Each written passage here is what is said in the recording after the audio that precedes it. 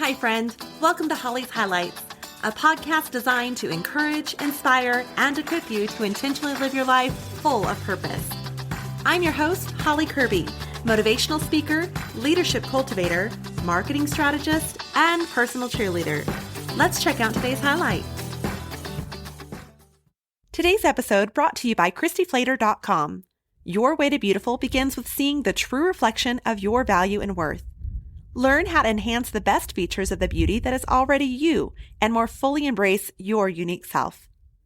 Check out the free resources that will help both build your beauty confidence inside and out and teach you how to implement life systems that gift you with more focus and energy so that you can intentionally pursue the better version of you. For more information, visit www.ChristyFlater.com.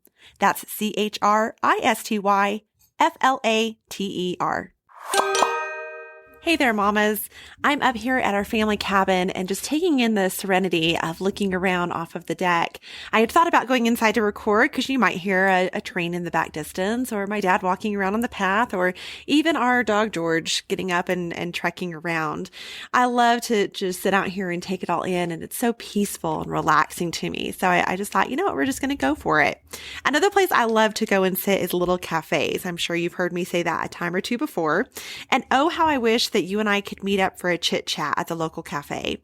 If given that opportunity as Mother's Day arrives, I'm sure we would cover a variety of topics and perhaps swap stories of being a mama.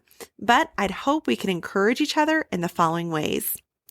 First of all, enjoy each season. I remember when my children, the very first child, Allie, when she was born, and my brother, who is a few years older than I am and who had 2 kids of his own, he told me, enjoy every moment. It goes by too quickly. And I really did try to heed advice that was given to me at that new phase of life for me. And so countless times I would have that repeat in my head. Enjoy every moment. It goes by too quickly. And one thing that I took from that is intentionally being in the moment, including those late night feedings where you are exhausted, including those rocking your baby's times when you're thinking of 1,000 other things that you need to do, and those days even running carpool or getting around from sport to sport. Enjoy the moments. They pass too fast, and one day we're going to look back and wish we had just one more day. The second area of encouragement might be let them be little. There is so much pressure on us as parents and fears of what others are thinking. I remember one time sitting at a meeting that was being held at a restaurant, and I was sitting there watching my son come out of the playland as I'm having my meeting. I was allowed to take my children to work with me. I'm so thankful for that. And he comes across the whole lobby area of the restaurant with his pants down around his ankles. I was mortified. But the simplicity of it was he just needed to go to the restroom. He was about 3 years old, maybe even 2. And it happens to all of them, right? In the moment, I just wanted to crawl in a hole. But now looking back, I wish even moments like that, I wouldn't have beat myself up for so much. And in just realizing, let them be little. This also goes with that song, let them be little, let them sleep in the middle. My children love to come in and snuggle. And there's so many books that say, don't let your children come and sleep in your bed or in your room. And that song just helped me have a different perspective of, you know what? One day they're not going to want to come up and snuggle. They're not going to want to come and lay with you as you sing them to sleep. Let them be little. Third way I'd encourage is find your balance. I always tell my children that, yes, we have a lived-in home, not a model home. But in order to keep my sanity, let's just have a clean home before we go to bed. That makes for a happy mama. I remember listening to a guest we had on the show, Jeremy from Focus on the Family. And in that episode, he shared with us the me time, the we time, and the us time. I really liked that. One part of finding our balance might be that clean home, or just at least organized or tidy home. But another area of balance in our life could finding time for me, finding time for we with your spouse, your loved one. Finding time for us where the whole family gets together. I've learned to really value those bedtimes and those quiet times of a schedule because that is often when I get my me time. That could also look like girl time with friends. I know for myself, I love to go out with my sister for dinner. Or it could even be, again, date nights with your husband. How important those are to not just finish dating when you get married, but to continue to date your spouse long after you say I do. A fourth way that we might encourage each other is to lead by example in our values and ethics and overall life. I remember growing up, coming downstairs every morning and seeing my mom sitting there in her rocking chair or even on just the couch and doing her devotion, spending time with the Lord. She used to always keep a prayer journal where she would pray for other people. And seeing her do that every day instilled within me some values and ethics that she was able to pass down to me, but then I was able to continue in my life. I remember my daughter when she was young, she used to look in a magazine that we would receive in the mail and she'd get all excited and say, Mommy's Bible study. She recognized the Bible study book that I was working in that magazine. I did my Bible studies in the rocking chair in the family room in the evening after dinner while they had playtime with their friends. And the point is, though, she was watching. I didn't realize she was watching, but she was watching. She was paying attention, leading by example in those values that we want to pass on to our children. This could also include work ethics. Do we call into work a lot? Or how do you talk about your job or the people at your job? Do you go from job to job? I'm so grateful for the example that I had in my life in my parents in their jobs. They talked very respectfully of the position. They talked respectfully of where they were at and the people involved, but then also they were committed to it. They didn't job hop. And so I was able to gain a lot of my hard work and work ethics from that. Also, how do we go about accomplishing tasks? Do we give it our all or just try to get by? I remember a saying that my dad would always tell us is do it right the first time. And something that I took from him and try to instill in my own children. Do it right the first time. Give your best. Do your best. And with that, knowing that sometimes we are going to fail. And that's where it's important to say that we're sorry and to offer forgiveness to other people as well. Apologize when we mess up. I know now that whenever I make mistakes, it's almost like I really look forward to the opportunity to say, hey, I messed up here. I am so sorry. Because I know that by doing so, it helps hold me accountable and also draws more of a connection with me and my children at being able to say, you know what? We aren't always going to get this right, but at least we're going to try. We're going to do our best. We're always going to be honest with one another. And we're going to help support each other, encourage each other, cheer each other on in our successes as well as the frustrations or failures in life. So leading by example and those values and overall the ethics and life that we have. A fifth area that we might encourage one another, know our kids, be intentional. Do we date them? Do we do what they enjoy? Or what are their love languages that we can get involved in? Growing up, my dad used to take me on date nights and I get all dressed up to go to the ballet. I cherished those moments together and I still do. We still go on date nights. That time of him investing in me and the talks that we would have, the gentleman that he would show me he was, and therefore I could see how a man was supposed to treat a woman, that fostering of a relationship to be open and honest with one another. I'm so grateful for that time together. There are so many resources our family has used. There's apps on the phone for questions at the table. While me and my kids are out eating, we'll pull up this app and be able to ask each other questions. You know, what's your favorite color? Whatever it might be.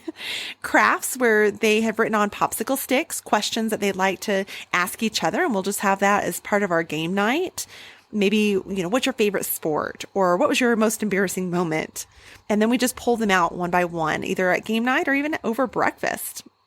And then every night at dinner, we go around and we say our least favorite part about our day, as well as the best part of our day. We always want to end on that high note, right? Because there are going to be things that just get you down, but we always need to look for the positive or the blessing within each day.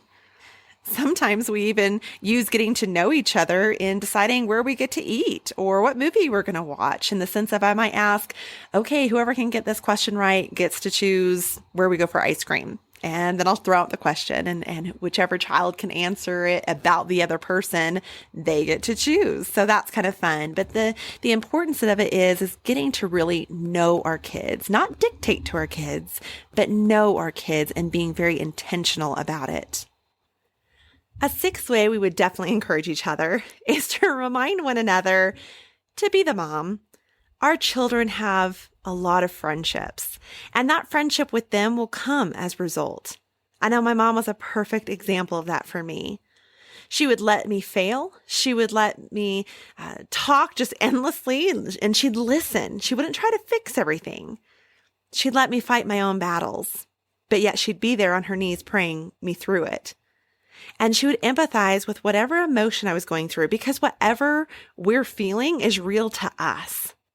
I remember one time her sharing a story of boundaries she would set with my brother, where she would, back when he was a younger boy, he would try to drive across this driveway into the street area, which of course is not safe for him.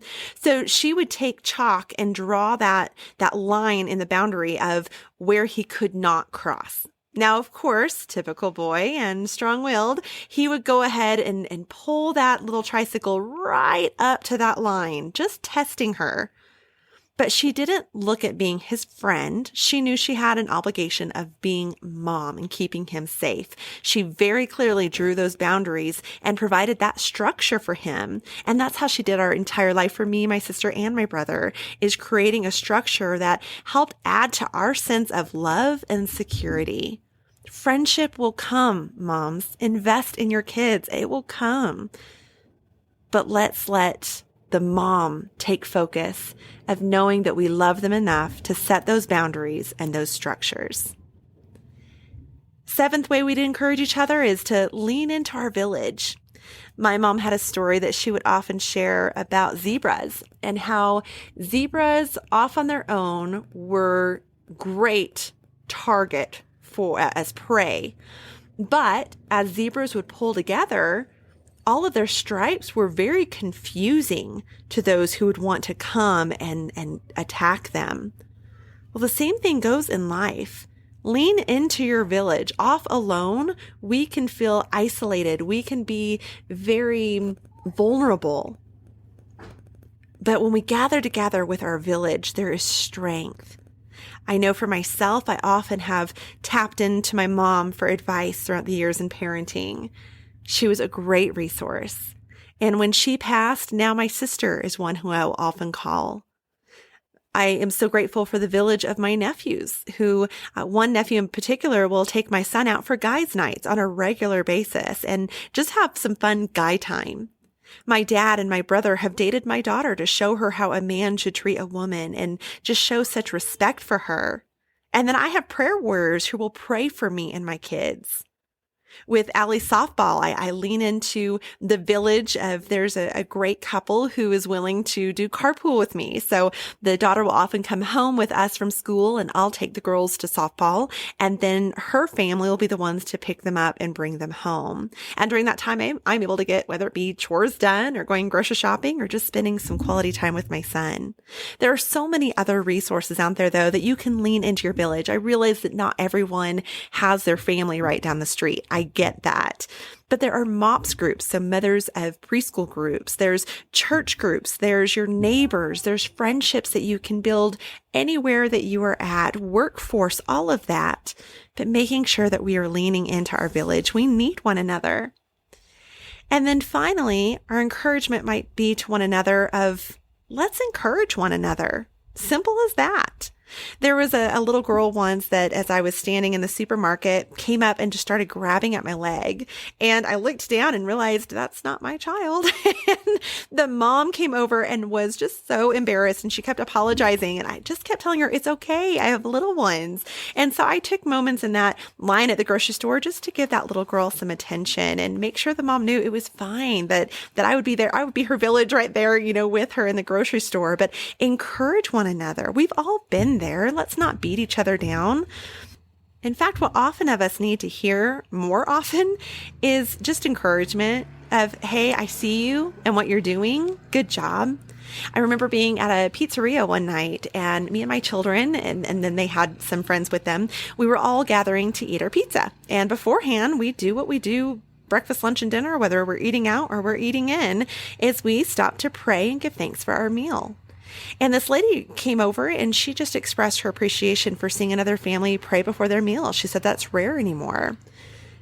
Moms, if you see something that encourages you, tell that mom. I know for me, one of the greatest pick-me-ups that I can have is when my dad tells me he's proud of me. And he'll go on to share with me, you're a great mom. I tell you, ladies, we all need to hear it more.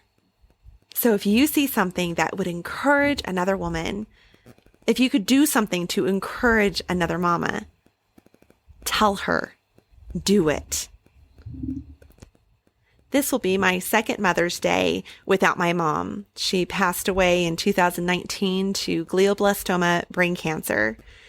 And yet, so many things of what she said and did to encourage others and encourage me still resonate with me today. Two of those things would be the reason someone smiles today. And the second being, enjoy the journey. So as we end our time at the cafe and headed off to do our carpool or whatever we had at hand next, I'd hope to leave you with a smile as we headed off enjoying our beautiful mess of a journey. Moms, I see you. Those long days, those late sleepless or restless nights, those tears of concerns, worry, fears, heartache, those moments of anxiety, overload, weariness, those times of doubts and insecurities and feelings of hopelessness, those sacrifices made, shots taken, pain endured. I see you. You are beautiful. Did you hear that? Yes, I was speaking to you. You are beautiful. Stretch marks, messy buns, sweatpants, makeupless and all. You are beautiful. You are more than enough. Don't expect perfection. If your car's a mess and your kiddos are grabbing Cheetos off the floor to eat, if you're having to grab fast food to feed them while running about from one place to the next, if your house is a mess with toys strung everywhere and laundry piled high, when you feel like a failure, you are more than enough. You've got this. Live your story, not someone else's. Comparison traps are hard and they are definitely the thief of joy. I get it. But God gave your babies you for a reason. You've got this. And I'm proud of you. This Mother's Day, I want to give 3 shout outs. I am so grateful for my mom and the intentional investment she made in me. Her time, her sacrifices, her selflessness, her worn knees as a prayer warrior on my behalf, her cheering me on and always believing in me.